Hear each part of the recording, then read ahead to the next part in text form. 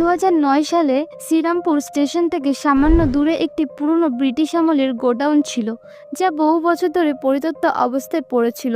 এলাকাবাসী বলতেন সন্ধ্যার পর ওই গোডাউনের কাছ দিয়ে গেলেই কেমন যেন গা ছমছম করে, যেন কেউ আপনাকে লক্ষ্য করছে। রাতে প্রায় সেখানে হালকা কান্নার শব্দ, দরজা ঠাস ঠাস বন্ধ হওয়ার শব্দ শোনা যেত, যদিও গোডাউনের দরজা সবসময় তালাবদ্ধ থাকতো। একদিন স্থানীয় দুই কলেজ ছাত্র সুমন আর নিলয় মজা করতে গিয়ে রাত 11:30টার দিকে সেখানে ঢুকে পড়ে। তারা মোবাইলে ভিডিও করছিল, প্রমাণ করতে চেয়েছিল যে এইসব গুজব। তারা গেট টপকে ভিতরে ঢুকে পড়ে। ভেতরটা ধুলোময়, স্যাঁতস্যাঁতে এবং একটা পুরনো কাঠের বাক্স তখন এক কোণে রাখা ছিল। হঠাৎ সেই বাক্স থেকে একটা ঠান্ডা বাতাস বেরিয়ে এলো, আর সঙ্গে সঙ্গে তারা স্পষ্ট শুনতে পেল, আমায় বের করো, আমায় বাঁচাও।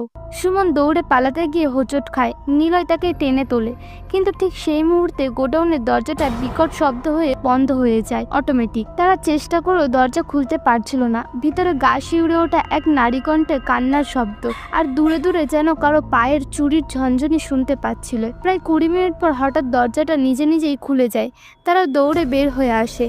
পরদিন স্থানীয় এক বৃদ্ধ জানান, স্বাধীনতার আগে এই গোডাউনে এক ব্রিটিশ সাহেব এক মহিলা কর্মচারীকে অত্যাচার করত। একদিন সেই মহিলা সেখানে আত্মহত্যা করেন। তারপর থেকে রাতের বেলা কেউ ওই গোডাউনে যায় না।